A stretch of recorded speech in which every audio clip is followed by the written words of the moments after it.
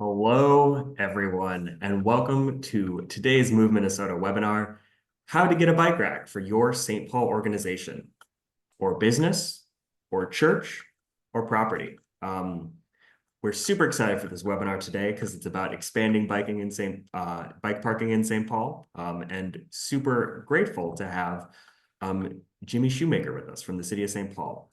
To start out, welcome to the webinar. Feel free as the program commences to put questions in the chat. Here is our agenda, and these are some of our topics that we're going to be covering today around bike parking. My meeting will be recorded. That is what I'm mentioning. The meeting will be recorded for future reference, as well as to share with interested businesses, organizations, faith groups, property managers. If it's in St. Paul, you are able to get a bike rack through one of the exciting programs that we'll be profiling today. So welcome and thank you all for joining us today. I will be introducing today's speakers. I am Max Singer, he, him pronouns. I'm the Mobility and Research Coordinator at Move Minnesota, which is the transportation management organization for the city of St. Paul. And Jimmy Shoemaker, Senior City Planner at the city of St. Paul, has generously shared his time today to discuss the city of St. Paul's bike racks in the public right-of-way, as well as some of the avenues through the city of St. Paul in which businesses, organizations, groups can get bike racks. And so with that, I'll start out by introducing our organization, Move Minnesota, in case you're not familiar. Move Minnesota leads the movement for an equitable and sustainable transportation system that puts people first. Passionate about connecting communities, ending the climate crisis, expanding access to jobs and resources, improving daily life for Minnesotans of all ages, races, incomes, and abilities. And that is why we're really excited about biking in St. Paul and getting off your bike and locking it to a bike rack. More on our work in St. Paul, we connect people to transit choices, biking, walking, and rolling, where the system works well and fights hard to ensure it works for everyone. And we do specific work within the city of St. Paul as the transportation management organization, providing resources, educating community, and working to institute policy and infrastructure like bike racks that make those decisions easy and fun. We're going to start out today from the very baseline. Why install bike parking? Why is it right for your business, organization, or property? Why install bike parking? It's the market. St. Paul is becoming increasingly bike-friendly. There is an expanding network of safe, comfortable, all ages and abilities bike infrastructure. Increasingly bike-friendly with safe infrastructure and growing bike awareness by people out and about their neighborhoods. Need. Bike parking is an important part of that, and more is needed.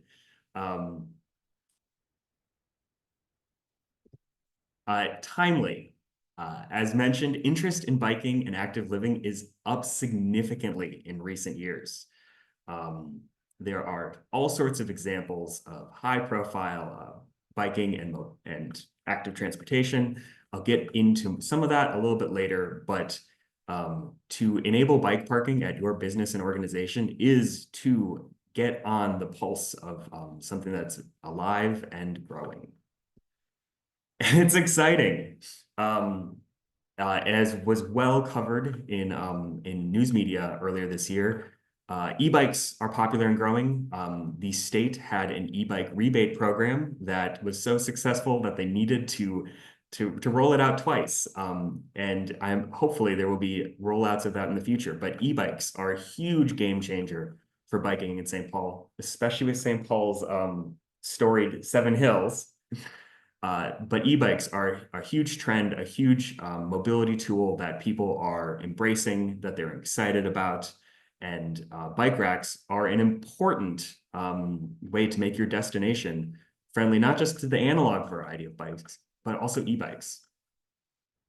I have even more reasons why install bike parking. it's a service. It's a way to serve your community. It can be for your staff. It can be for your patrons. A safe, convenient place to secure your bicycle is a way to serve your staff, your patrons, and the community, depending on the location. Brand. It's a way to tie your brand in an inexpensive, relatively low impact way to sustainable transportation. And that matters in St. Paul. It's a value of many of the communities in St. Paul. And stewardship. It's a way for businesses to support broader goals around cleaner air and reducing congestion in a way that is attainable for businesses and organizations of all levels of size and resource. And we are going to show that today through the programs that are available. And dollars and cents. Bikes are good for business. Bike parking is cheap compared to the alternatives. Last I've seen, it costs $10,000 to create a single new space of car parking. The bike parking options come in at a much lower price than that. And on most bike racks, you can already fit two. So this is quite a cost-effective way to increase a type of parking. People bike in St. Paul. People do it already. Can they come to your business?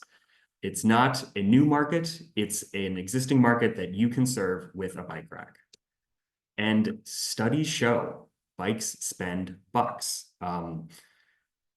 There has been a study in Toronto, which is Canadian, but a city of a similar winter northern climate to us, that studied installing bike lanes specifically on a busy commercial corridor, Bloor Street. And what they found is that bikes and walking are repeat customers to the businesses along there. There's a little bit of detail in that they spend on average less, but that is made up for in economic impact by visiting more often. So there's a dollars and cents to it, as well as a neighborhood vibrancy advantage to being able to serve bikes and pedestrians for your business or organization. And it's a way to build something, to change the environment. It can prevent less than ideal locking. If a bike is being put in a place where it doesn't necessarily belong, that's a sign that there is demand for a better place to lock it. And it's a way to be a good neighbor to your neighbors in that. It's an opportunity for community programming. There are abundant examples of bike groups that meet around or in or even sponsored by businesses. There are examples within the Twin Cities Metro of businesses that have bike groups, bike nights, as a way to create repeat customers or have a community building aspect in their organization or faith group. And I already went into the study a little bit, like spend bucks. We're going to get into some of the nitty-gritty today, but I want to talk about some of the design considerations, the kind of high-level principles to good bike racks. You're not going to be asked to bend the metal yourself, but when thinking about purchasing and placing a bike rack, the three things I'd ask to consider, that you have to consider, is it being visible, flexible, and secure. I'm going to go into what that means. Visibility.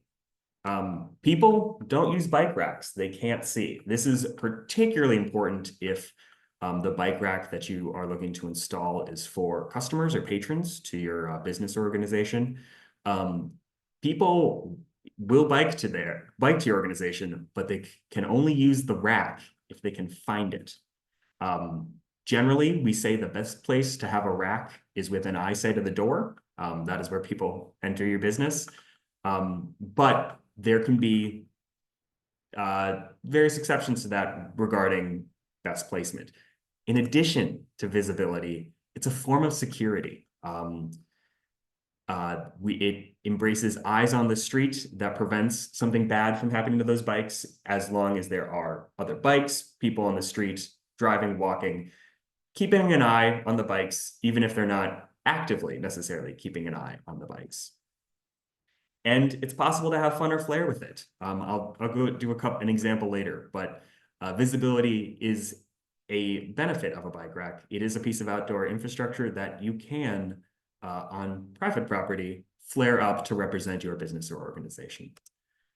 Flexibility.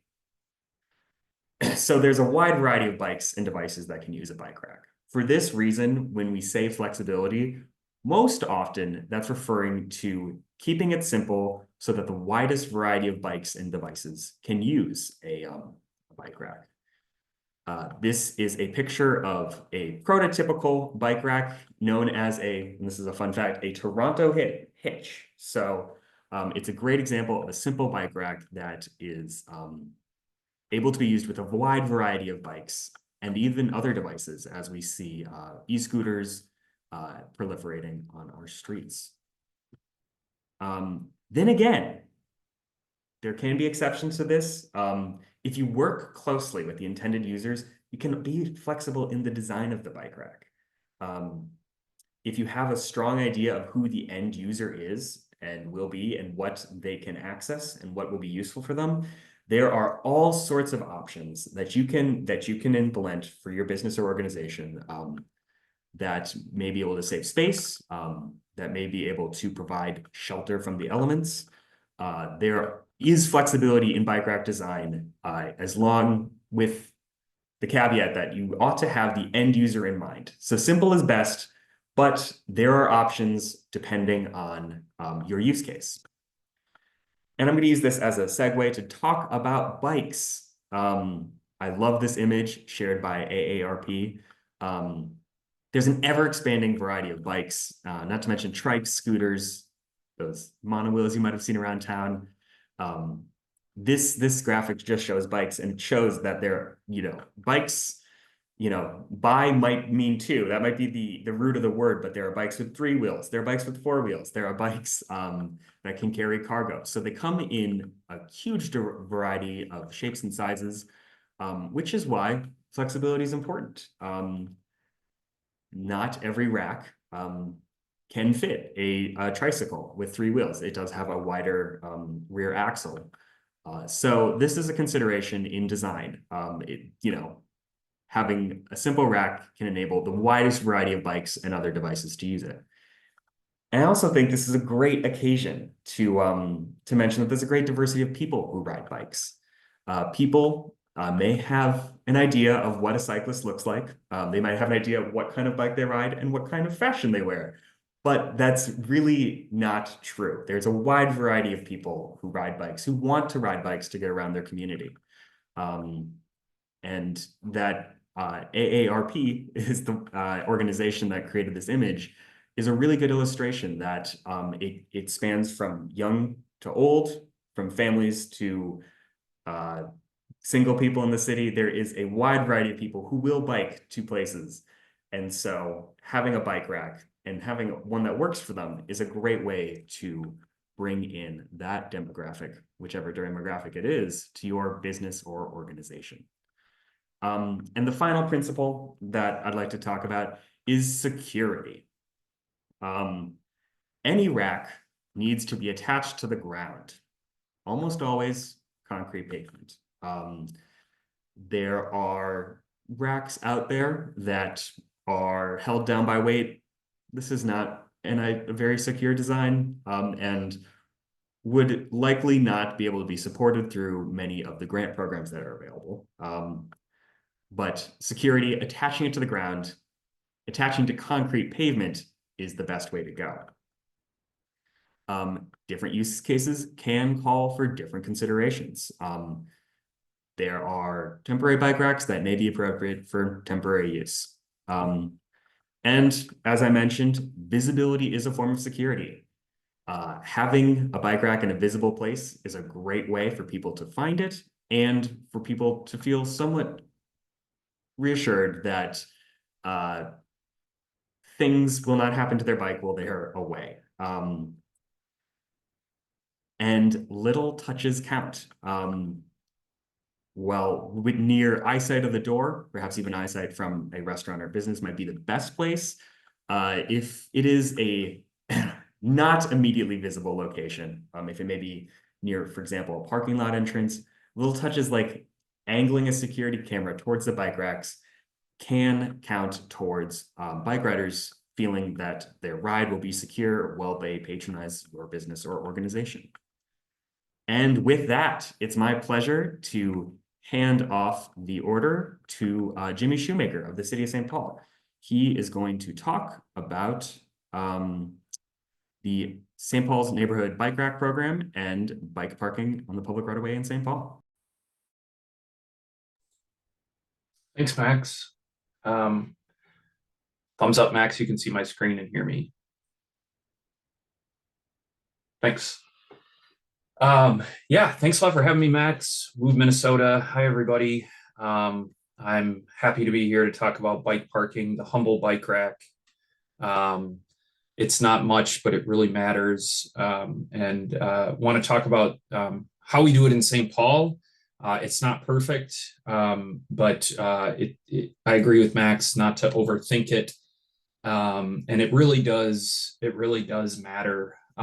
We learned that in the bicycle plan that we updated recently, how important bike parking is to riding for people in St. Paul. So we have, like I mentioned, the bicycle plan. We updated it and adopted it in April of this year. So I think probably a lot of people on the call are familiar with that and shared ideas for the update. So I want to thank everybody for being here and for helping out with that bike plan update.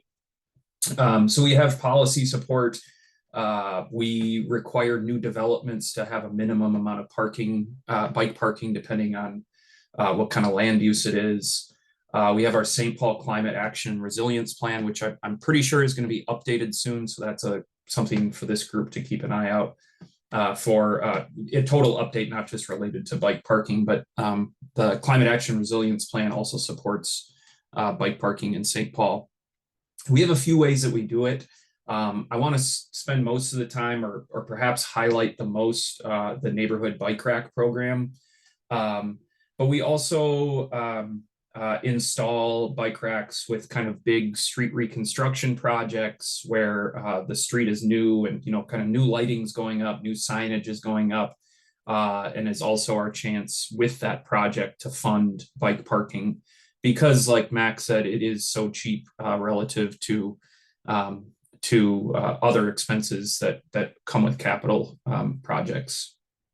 There are privately, and I say privately led in the public space because it takes some back and forth with the city if a private entity is installing in the public right of way. And I would say that I'll have a slide at the end that talks about challenges that we face. And that is one of them is how do we allow and permit private installation, something privately purchased and owned, or at least privately purchased. How do we get that in the public right of way if a developer or if a private party wants to do it? It's not one thing I've learned in this is in this work is it's much more complicated than it sounds. So there's some opportunity for streamlining that process. There's custom bike racks. I get questions all the time about kind of branded bike racks that are on the street, and I just want to show some examples of that. Also, like I said, installed with private development. So like if a property is being redeveloped and build a new apartment building or retail, there are some requirements for them to include bike parking, and they can put that on the street. And so there's some kind of back and forth with the developer and us. And then there's, I think Max is going to get to this, is to talk about installation by a private entity on private property. And I'm not going to talk a lot about that, other than there's technically property in the city that is outside of the public right of way, still owned by the city, things like parks. So parks and recreation department and libraries Rec centers also install bike racks on their private property.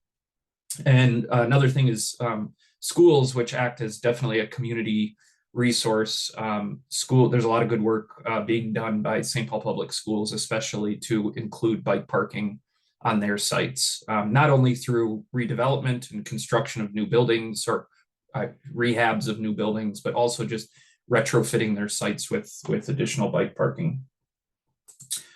So installed with reconstruction projects, I don't expect you to read all this.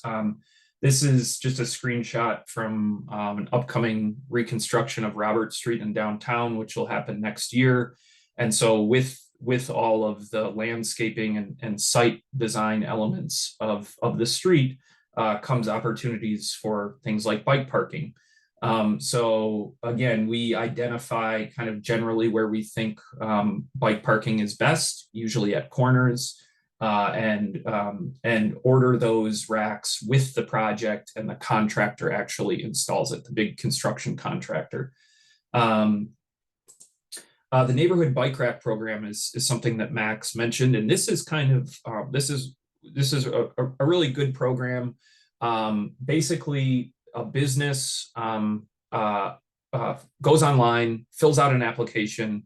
This is available at stpaul.gov/bike racks.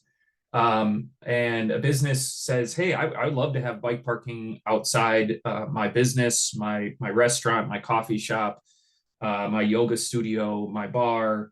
And it's just a one-page form. It's sent to me. And then I come out, or someone comes out and actually assesses the site. So the business owner fills this out, contact information, how many racks they would like, a general description of the location of the rack, excuse me. We've installed, these are kind of the three most frequent types of racks that we install. I learned the term Toronto hitch. I didn't know that that's what that was called. I would say typically we install these U racks. They're pretty inexpensive. Again, simplicity is the key here.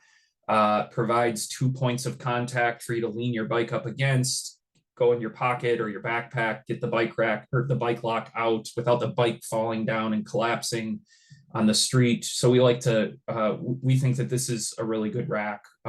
It's nothing fancy, but it does exactly what it's supposed to do. And then they mail this they mail this form to me, email it or mail it to me.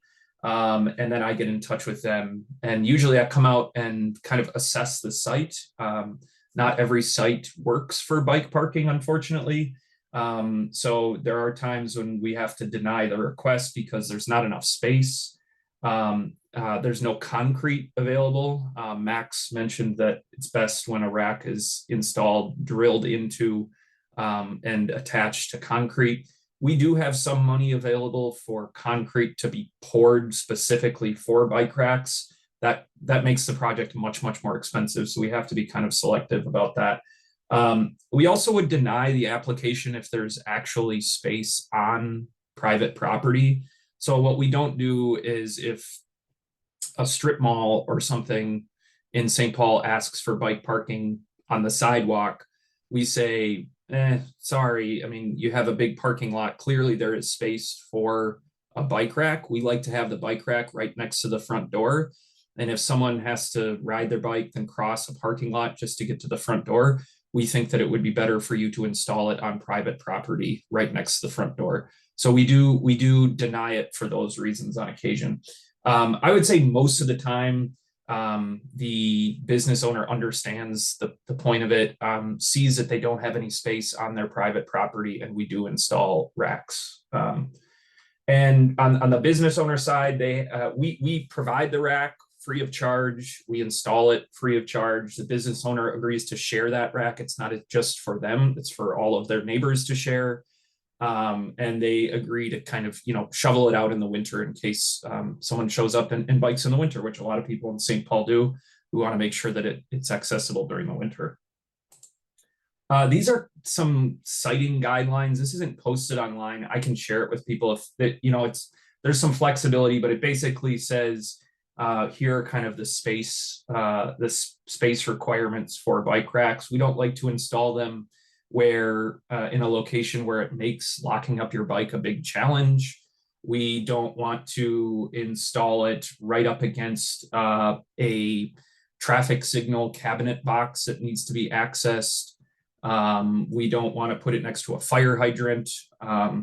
We don't want to put it in a space where the back of the bike hangs over into the pedestrian space. So there's a lot of stuff out on the street, and it is you kind of got to puzzle it all together and make sure that there's space. And I would say generally there is space in St. Paul at most businesses. I also mentioned that you'll see in St. Paul some custom racks out there. We haven't done these in a while, but it's usually a partnership between us and a private entity. It's kind of complicated because this is like who pays for this? Does the private entity pay for the above standard branding? That's how it's worked in the past, where a district council has said, okay, we would pay, if a bike rack is $200 and the custom portion of it is another $100 per rack, then they would pay for that extra cost.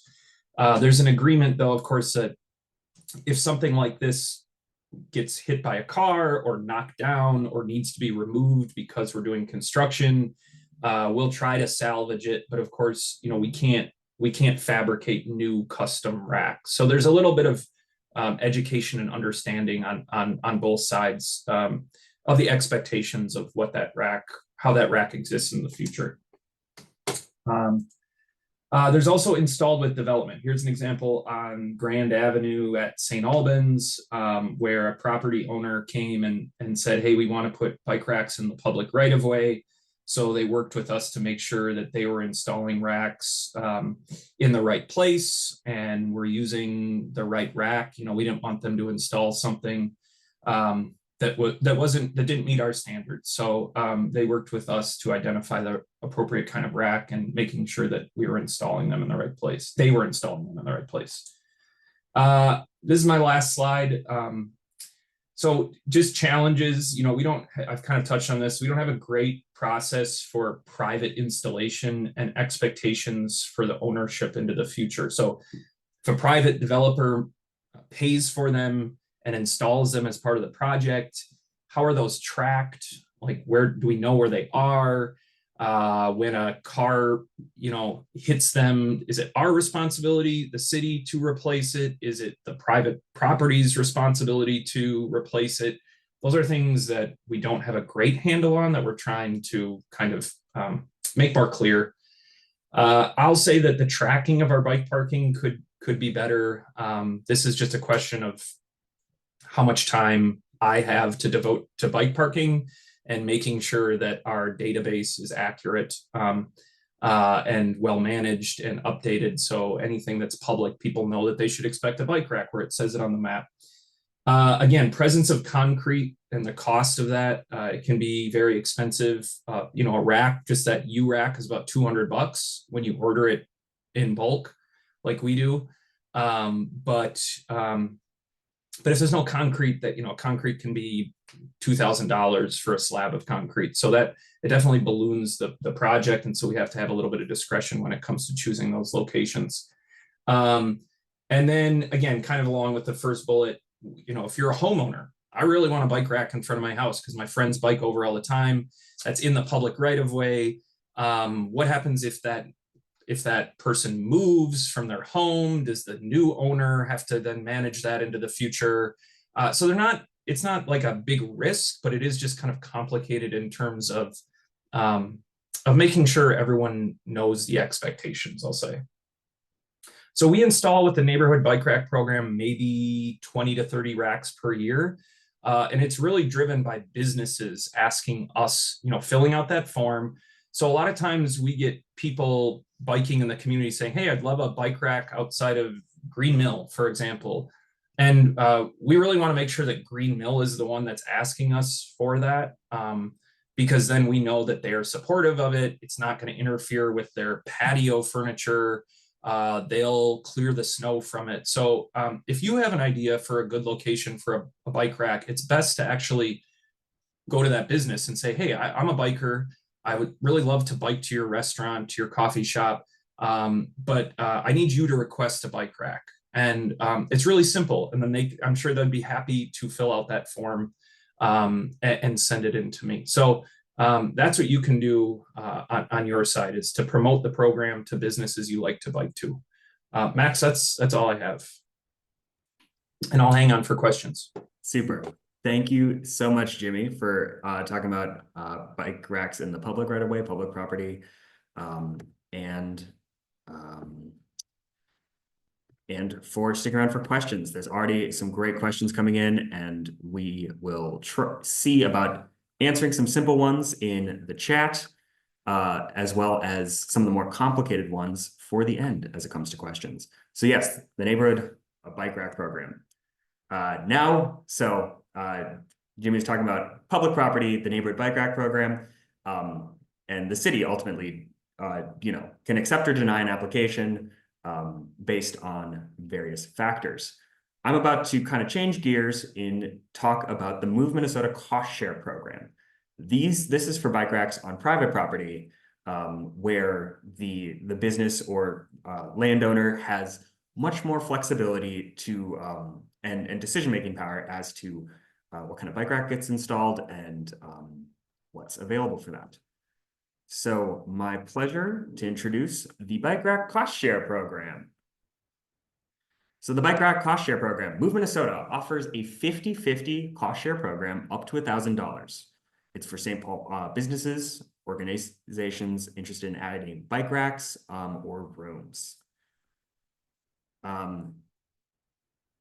What is the eligibility for this program? Well, you have to be in St. Paul.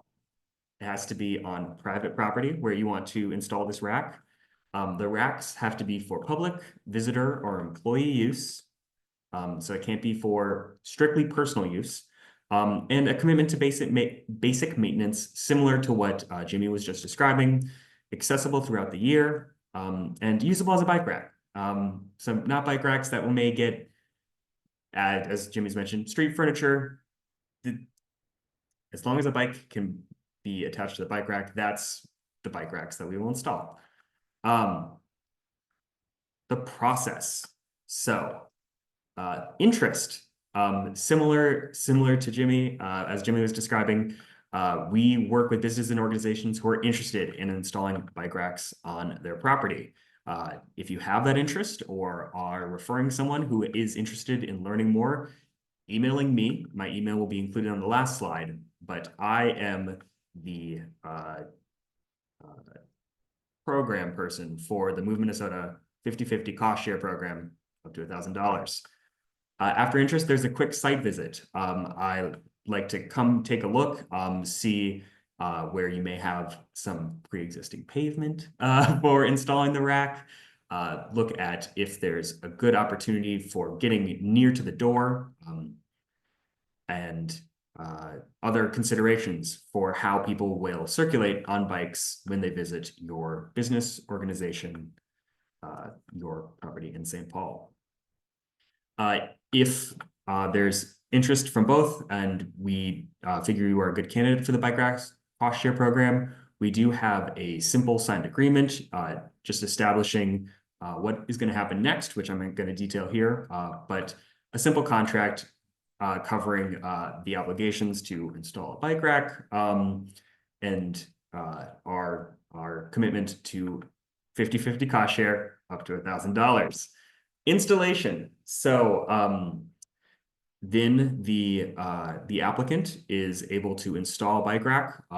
Move Minnesota is not a contractor, a general contractor, so we cannot install the bike rack for you, but we can help you guide you to multiple vendors for bike racks, as well as potential contractors for installing bike racks. There are numerous options, and as well as if it is an existing site, you may be able to install the bike rack with existing relationships or maintenance staff, depending on their confidence and competence on certain elements of working with concrete. But installation, the message there is installation is handled by the property owner as that it is their property. Move Minnesota then does a quick confirmation that the bike rack is installed. I will zip by on my bike and get a look at the rack, which is always exciting. Then we're able to reimburse you. So the cost share program functions as a reimbursement. We are reimbursed 50-50 down the middle, cost share up to $1,000. We are able to reimburse many aspects of the project. We are able to reimburse the purchase of the rack itself. We are also able to do qualified installation and site preparation costs.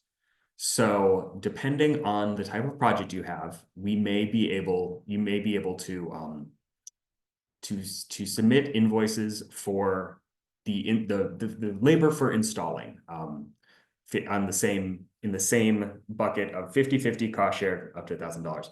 We can also reimburse within parameters site preparation. So if it involves pouring a concrete pad, we can help reimburse on the physical rack, the installation, and the site prep.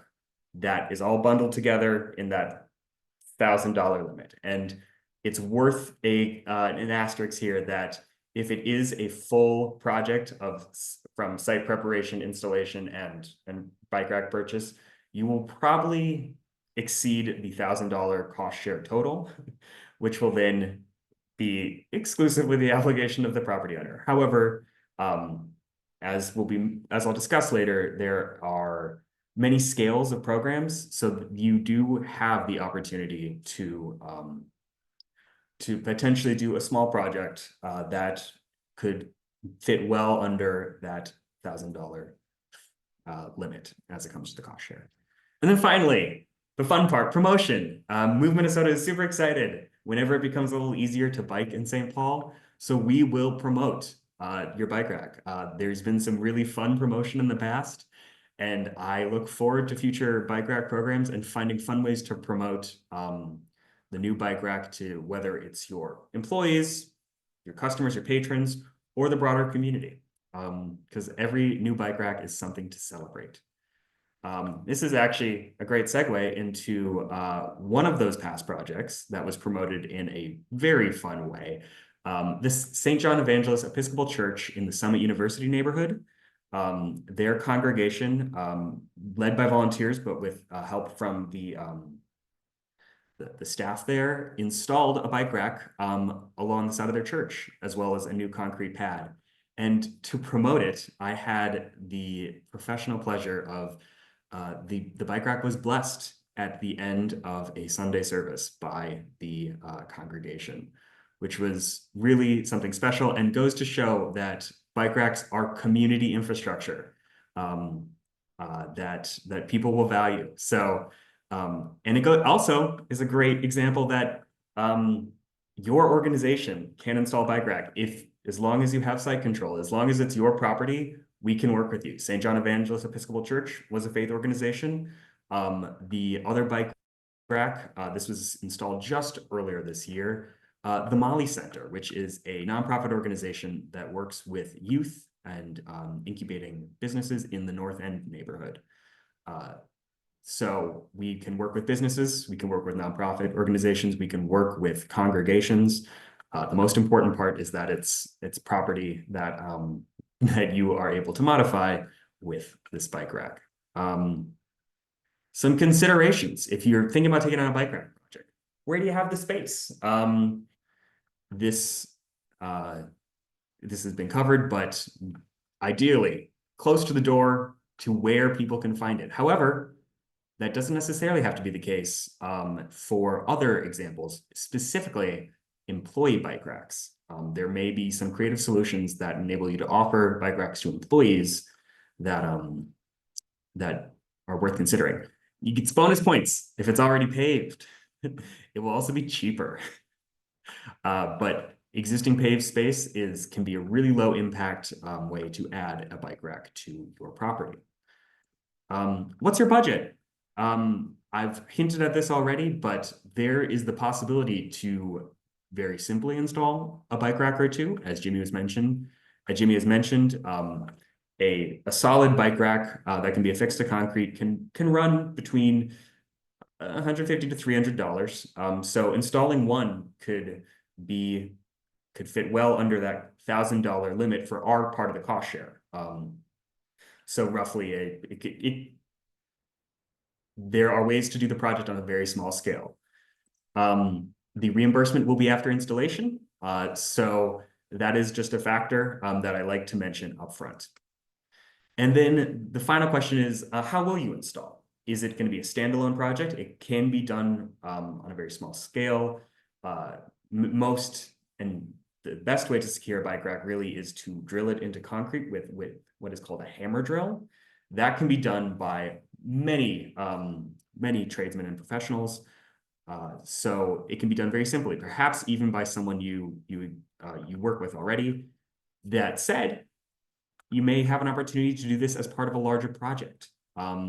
If you are doing any sort of concrete work, this is a golden opportunity to install a bike rack. If you are, say, repaving a parking lot, a golden opportunity. And as Move Minnesota with invoices within the qualifications of the program, so the physical rack, the dedicated installation costs, and the dedicated site preparation costs, can defray some of those costs as part of a larger project, if you have one planned or even ongoing. Finally, I just want to take this opportunity to do some inspiration and ideas. There are a lot of opportunities for installing bike racks. I think so far, Jimmy and I have shown examples of simple, accessible bike racks that people can recognize around town. But there are other opportunities that could be appropriate for your context. Off the wall, these are some bike racks in downtown Minneapolis that are mounted to a wall. Now, I wouldn't necessarily recommend this type of rack for for customers or patrons. They are around the side, not easy to find. However, if hypothetically you are looking to provide bike racks for your employees, especially in a tight commercial environment, like a retail or kitchen environment, and there are employees who bike, this could be a great project with their interest to provide bike parking that is secure and not too much of a burden on the bike rider. But I would say a caution that this example is not the most accessible rack, but could be appropriate if you have tight quarters. An employee amenity. This is a bike rack that is particularly close to home to me because this is the bike rack at Move Minnesota. Move Minnesota, through the Bike Rack Cost Share program, can help you install a bike room in your business. A bike room is really a gold standard for employee-facing bike infrastructure.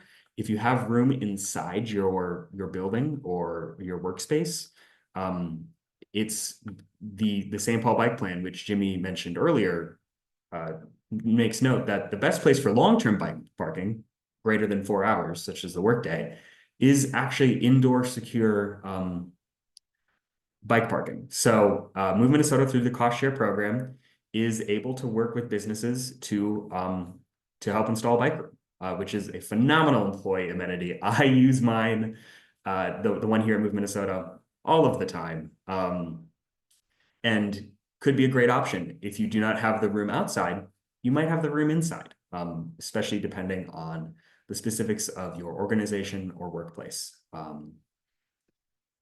And it's a space saver too. And as an added bonus, it protects the bike from the elements, which is something that that riders will be well grateful for perhaps on a day much like today.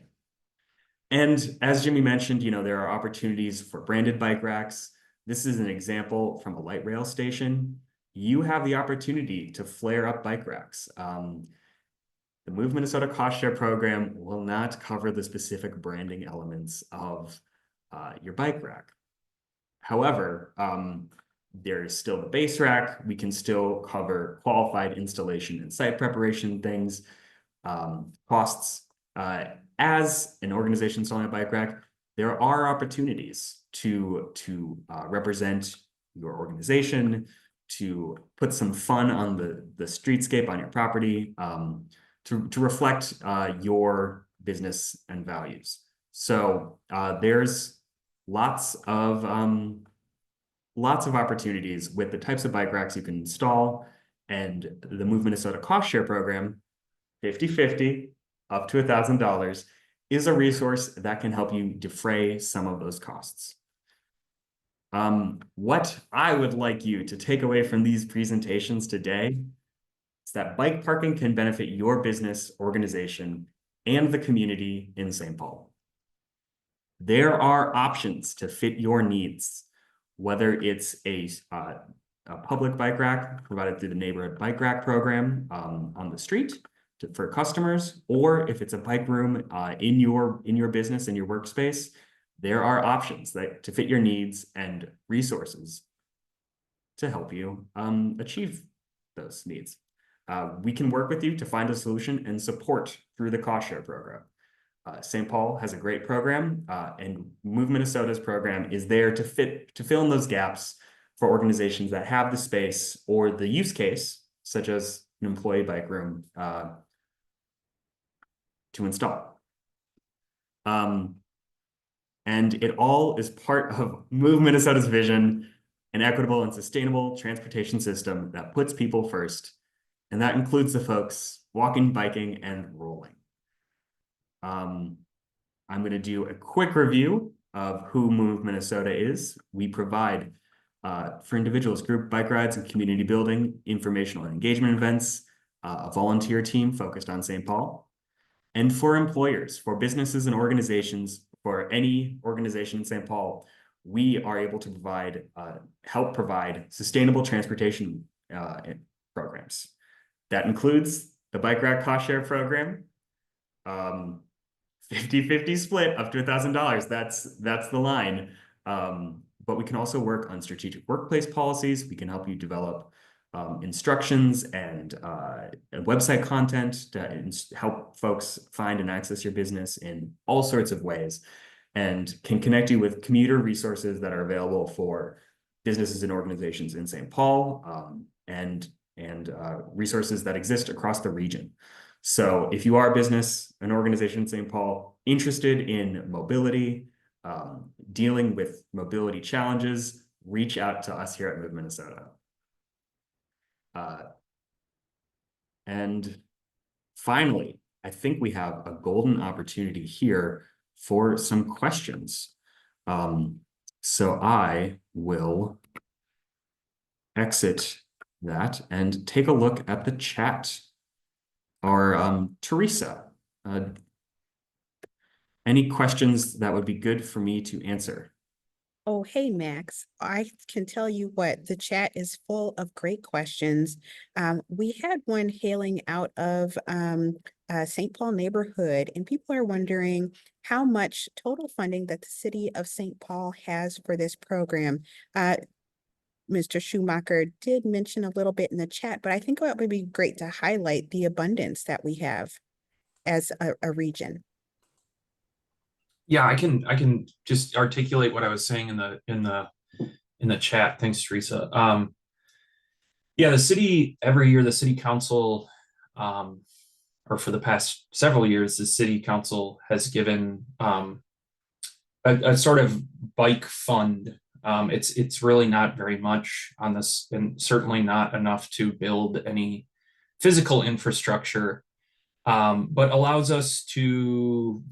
It's kind of a discretionary fund, I guess I could say, and from that we use it for bike racks, and so I would say that in at least up to this point, we've never run out of funds for bike racks. I mean, that could be done, but we don't we don't have the problem where we're saying no due to financial constraints generally.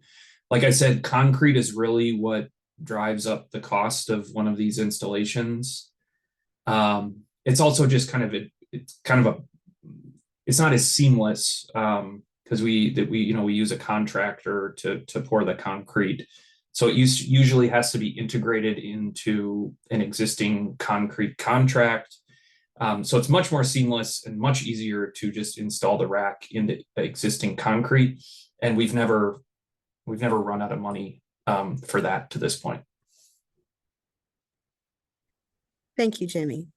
We have so many other questions in the chat. Some have been answered, properties that have lots that are county owned. It's great to reach out to the county. Thank you for answering that. Vendor lists of city approved vendors are available. And that was a question, right?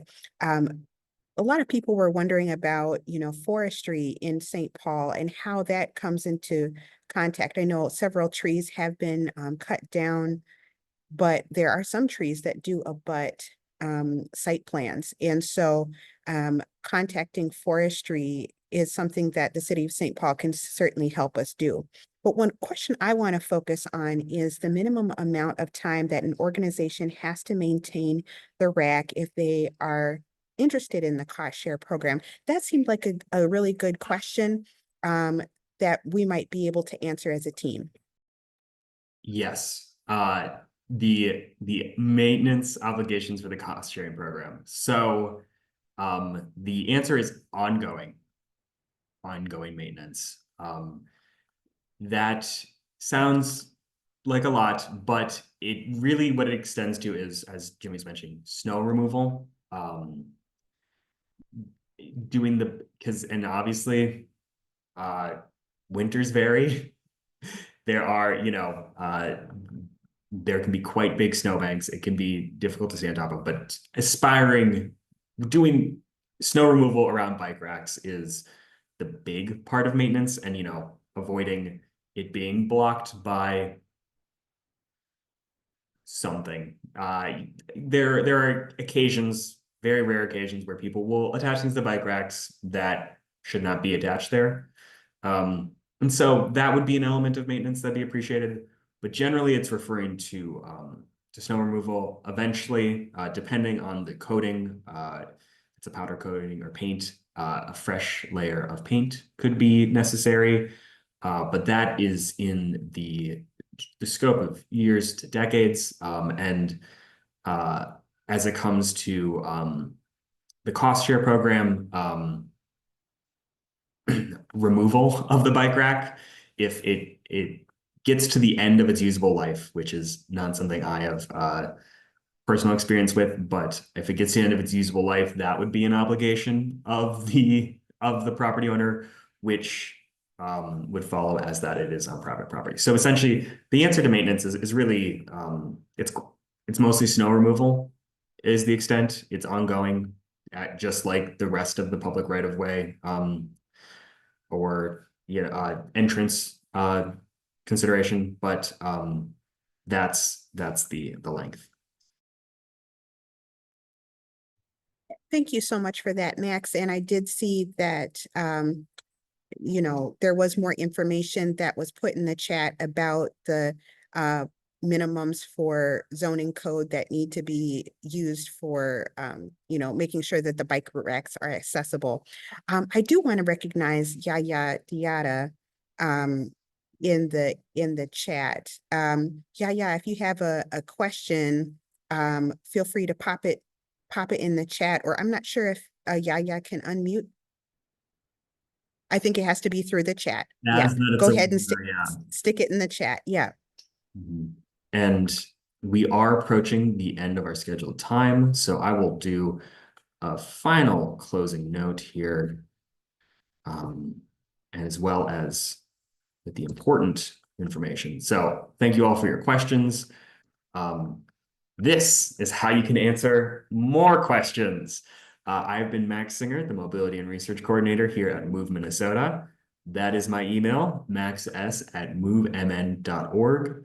That is who you will be in touch with if you are interested in learning more about Move Minnesota's bike rack cost share program, a 50-50 split up to $1,000.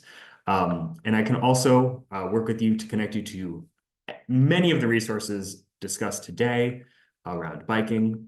We also are able to talk around all sorts of other transportation options, whether it's transit, van pool, carpool, telework, all sorts of opportunities. So that is my email to contact, and the funding. And we are able to provide these services at no cost to businesses and organizations, as we receive assistance through the Congestion Mitigation and Air Quality Improvement Program. Thank you all for attending today and for the phenomenal questions. You will receive a copy of this recorded webinar in a follow-up email, and we'll be able to share that with interested businesses and organizations. Jimmy, thank you so much for presenting today and answering questions about city's resources. A really phenomenal presentation. And Teresa, thank you for shepherding the questions in this webinar. My pleasure. Have a good one, everyone, and we'll talk to you soon. Bye-bye. Thank you.